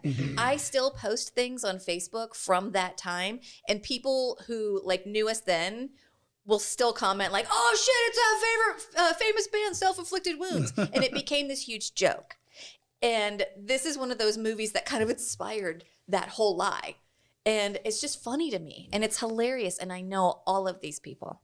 Google doesn't like the word self-inflicted wounds. I got a lot of really depressing stuff. I'm trying to find you. I'm fairly certain it's disabled at this point because I've tried to look it up too, and I can't find it either. You know, the biggest eye roll moment in this entire movie was when Beavis and Butthead call into the radio station. Oh, yeah. They're talking about, you guys suck. Yeah, I'm sure Alex didn't even get that part. I know who Beavis and Butthead are. So, yeah. But talk about a dated joke. It was bad. That's what this movie feels like. It's like it's got some truth to it, but it feels dated. It does feel like it was a Saturday Night Live skit that they turned into a movie. Yeah, not very well. But you know, like all the lingo, like I love the lingo. Oh, me too. Like bone knockers, or like every insult. I'm not pulling fud here, man. So I feel like most of the insults were like we're making a PG or PG-13 rated movie, but we want to be R rated. Yeah. And none of them really land. You know what I'm saying? A lot of them. I hear what you're saying. Yeah. My biggest question is like, why is Kramer in this movie?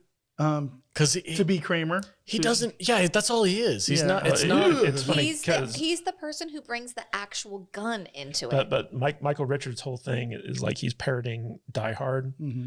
And this movie was in a building that was right next to the building that they use as the Nakatomi Plaza building in Die Hard.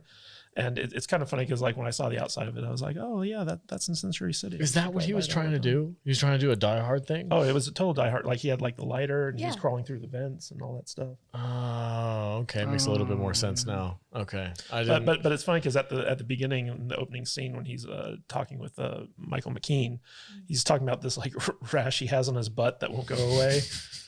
It was kind of funny. It was kind of funny. That's what this movie is. Yeah, it's kind of funny. Yeah. That should be its new name. I totally disagree. You know, I would have liked it more if like when we actually got to hear the song at the end of the movie. If it was good. If it was actually good. Yeah, that's the biggest problem that I had with this movie is like I was in for they should have got like stick it to the man. Freaking, I'm gonna play my shit over the radio because it deserves to be heard by the people, and the people are riling around them, and they're like, "Yeah, this is what we want." I mean, they should have rock and roll, and then they play the music. And I'm just like, it freaking sucks, bro. They should have had like Motley Crue or Skid Row or somebody like write them a song for the movie or something. I don't know. But another joke is that the boyfriend and girlfriend, Brendan Fraser and Kayla, keep saying like, I wrote that song for you. I wrote that song before I even met you. Yeah. You wrote that song for me. That's my song. And you expect it to be something like Every Rose Has Its Thorns or something like that. And it's, what's Johnny doing out on a Tuesday night? And it's like just talking about like anarchy and it has nothing to do with love or friendship or anything. Well, it's also it's from an actual band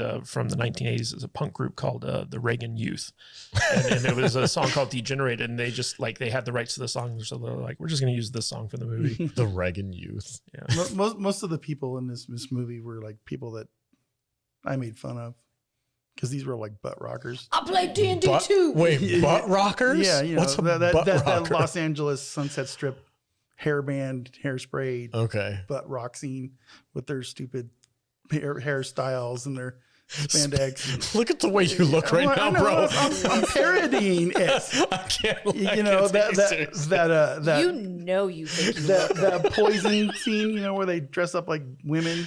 Put more Aquanet in their hair than anybody else. Back when men weren't afraid to dress like women. It's like I've told you guys before. I used to listen. I listened to bands like Metallica and Anthrax and Testament and stuff like that. You know, they wore fucking blue jeans and, you know, normal clothes and had long fucking hair and they stunk and they sweated, you know, and it's just like, and they growled and they were, you know. I can't get into the freaking 80s glam rock. No, dude. it's I'm not into it. there's a lot of that stuff that I do like. I mean, that's music my wife listens to, but it was never my scene. So I made fun of a lot of people who, you know, ran around in their stupid spandex and their hairspray. It was just funny. You know? With their freaking armadillos in their trousers. Yeah, you know, I mean, it's just, but you know, I get it. It's a scene. It was huge. It was a huge scene. It's where like Guns N' Roses and bands like that came from, and you know, they're legit. They're still selling out stadiums, so you can't complain about it.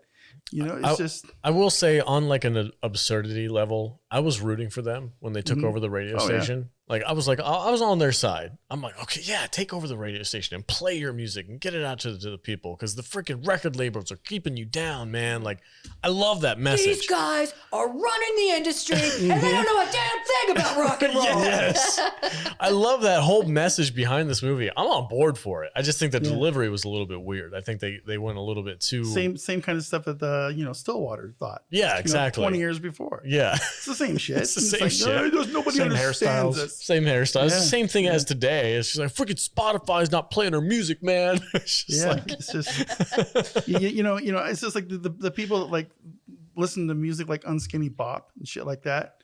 It's like I love Unskinny Bop. That's a great song. That's not metal, dude. That's not metal. That's vagina music. All right, it's just like forget it. I like vagina Get music. that shit. Get that shit out of my radio. A lot of guys like vagina music. No, they don't. No. I don't know what else to say about Airheads. It's okay. It was just okay. It has an amazing cast, and every time Chris Farley was on screen, I was just like, oh, that was the most underutilized part of this whole movie. Like Chris Farley barely did anything. How about young blonde David Arquette? Surfer dude. Surfer dude was David Arquette. Yeah. Oh my God. How many Clydesdales would it take to tear her off your face? He's like, you guys are crazy, man. You know, He's like, I'm gonna go marry Courtney Cox. And then he escapes, but then he wants back in because it's more fun inside. I got to watch this movie with you, Jude. I watched it by myself and I was not into it. It seems like it would be so much more fun in a group setting. I'm very fun. It's a fun movie. And the receptionist is hilarious. How she's so into Adam Sandler, and Brendan Fraser's like, that's the quiet cool. That guy gets more bumper than a body shot. That's right. And she's like, when they're all sitting around the conference table and they find out that Rebel Radio is going soft and they have to restaff. Oh yeah. And you hear her whisper, "Oh, those blowjobs for nothing." It's so funny. That's right. The rock and roll crowd was like, how dare you? You're going on soft rock. They find like a stash of freaking cassette tapes that are all like this freaking terrible soft rock music. Yeah. And then Milo walks in when she's banging Adam Sandler. And he's like, you're screwing on my $1,500 leather couch. There is a single stain on that leather. Yeah. So help me God. There's also this character named Marcus Lucas, who's played by Reggie Cathy in the movie. And he's just like this militant black guy. And he just accuses everyone of being racist. I mean, Sandler's character was being a little racist. It was kind of funny. Was he? Yeah, a little bit. But he meant well. He was like, why don't black people like me? And he genuinely wants to know. Remember when Adam Sandler refused to give them his code? Because they wanted to try it to get into the they were building. going to try and use the credit card to break into the radio station. Can't give you my code, man. That's my code. It's like, you can't just give it up to people. Final thoughts. Give it a rating, Vader. I don't know. Goofy, silly movie that's not that good, but got a really good cast. 2.5. Like a stick it right in the middle. Okay. It needed boobs, huh? It needed some boobs. Yeah. Both Brendan Fraser's girlfriend. I wanted to see the receptionist boobs. And her. That would have made it a 3-star. Yeah, because they walk in and Adam Sandler's, they're doing their thing. And she's like, she's got a bra on. And she's like, oh, man. Oh, so much the potential. girlfriend, Kayla, in this movie. Oof. Yeah, they're both pretty hot. She was hot. That's the 80s blonde freaking. And 90s. Is she still in prison? What did you say? 2-star? I was going to go 2.5, but now I'm going 2 because Ricky pissed me off with it. So Okay. 2 stars. 2 stars. Jude. Lost a half star for gifts. Yeah. For Patreon gifts. For Patreon. Google says that she is still in prison. Who? Kayla. Like the actress who played Kayla. Mm-hmm. She's still in prison? Yeah. What did she go to prison for? She, second degree vehicular homicide. Oh my God. I believe she was drunk driving. And like an old couple was either, I think they like made the couple was at fault technically, but because she was drunk, she got cited. And, like she killed one of them with her car or something like that. I forget what actually happened, but she served like a small amount of time and then was released. And then I guess they reevaluated and like 5 years later, they resentenced her and told her she had to go back to jail. And I think she's still there. You can do that? I guess. That doesn't sound legal. I don't know. That's terrible. But I think they're trying to make an example of her because she got off like too easy because she was an actor. Drink responsibly. Drink responsibly. Perfect. That was amazing. Talk about the more you know moment. I am not going to drive after we're done with this podcast. That is clear. Good little PSA from Alex, the salty nerd.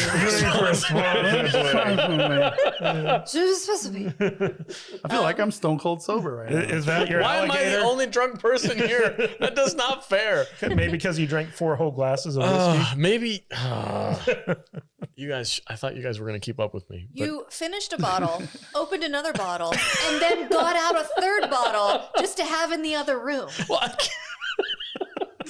can't waste the first step is to admit you have a problem. I can't. Well, it's only on Tuesdays, so it's fine. I don't think that's a problem. It's not a problem for me. Oh, okay. What did you give it as a rating? I didn't yet. Okay. You said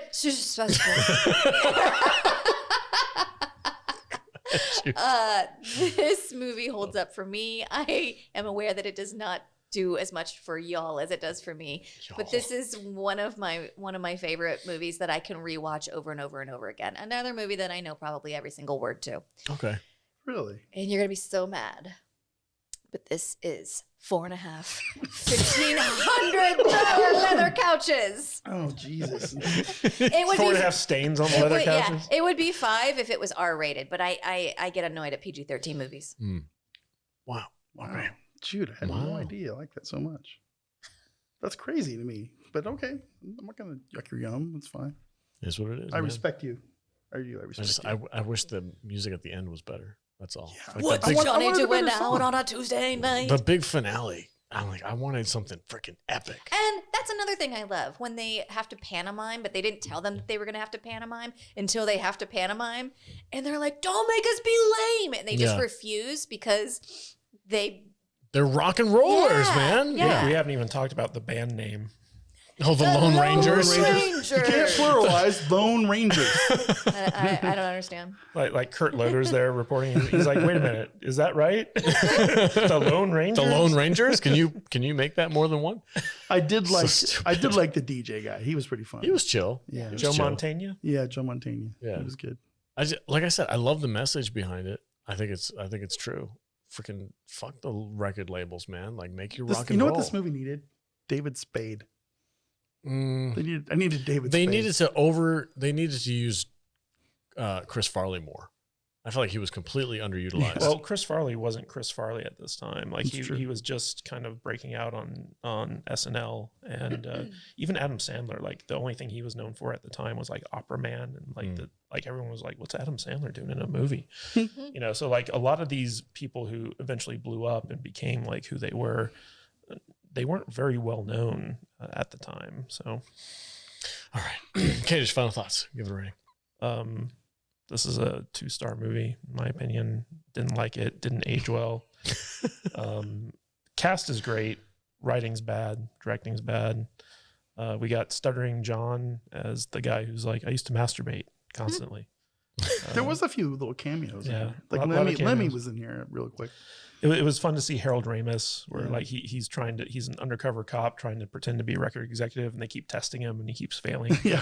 Or it's like, you know, who's greater, Lemmy or God? And he's like, well, Lemmy. And they're like, nope. And he's like, wait, God. And they're like, nope. Trick question. Lemmy is a God. Yeah. Harold Ramis is like, darn it. So like there was like a lot of like, you know, funny stuff, like the SWAT guy who like keeps having like domestic problems. He's like, you know, like, I have one little skid mark in my underwear. You think it was World War III? That's right. Yeah, he was all pissed off at his wife. This movie has such a comedic, amazing DNA to it.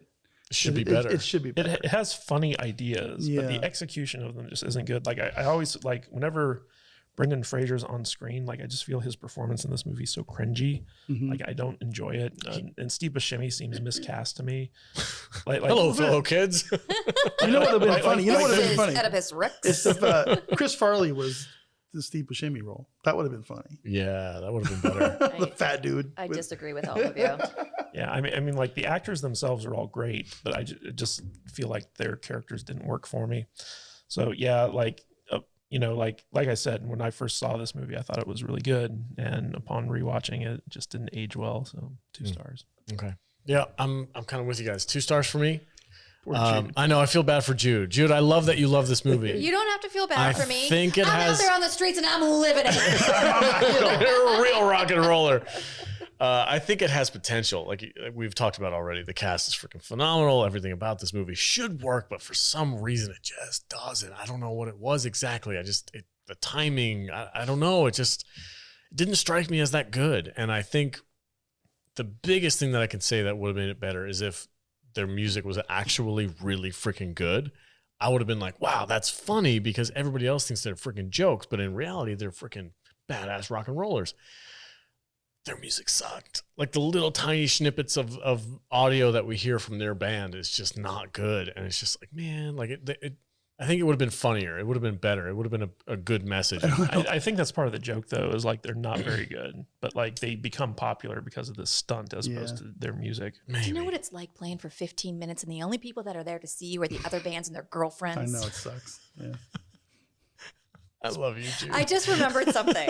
Remember how I said we created this big joke about our fake band? Yeah. In order to take it to the next level and to just prove how funny we were, we also made posters, and I just remembered I still have one.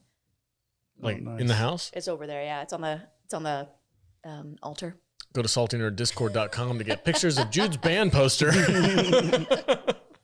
All right. Yeah, 2-star for me. I had fun with it, but it's not my wheelhouse. It's not something I'm going to go watch again unless I'm drunk with Jude. All right. That's it for the podcast today. Thank you guys for watching it. Vader, where can they find you on the socials? They can find me at MattVader74 on Twitter, YouTube, Instagram. Saturday mornings here on this channel, playing some video games. So yeah, just doing my thing. Cool. Jude, where can they find you? You can find me on my website at thevoiceofjude.com, or you can find me on Instagram and TikTok. You can find me on the socials on Instagram or TikTok at I am Jude Juju. Okay. Matthew Kadish. You can find me at Matthew Kadish, Kadish on Twitter. KadishBooks.com will take you to my Amazon page. And please go to saltynerd.com/rate. We're trying to get 200 5-star ratings on Apple Podcast so we can be certified as an actual movie review podcast on Rotten Tomatoes. We still got a ways to go. We have to try to meet this goal before the end of March. So anything you guys can do to help out. We're getting close, but we still need some ratings to get there. So tell anyone who has an Apple device that you know to go to Apple Podcast and give us a 5-star rating. They don't need to write a review, just a rating. You guys can catch me sobering up on our Discord app at saltynerddiscord.com. Probably on my couch. Probably on Jude's couch. So head over to Salty Nerd Discord and join the community. It's a really fun place. I really do love what we've been able to create over there. The community is amazing. We do watch parties on Monday nights. Jude's going to be doing trivia, all kinds of really cool stuff. And there's a ton of different chat rooms available to you guys. So head over there and support the podcast. And we thank you guys all for your dedication and getting this far into the episode if you've been watching the whole time. So thank you guys all so much. And that's it. Stay salty.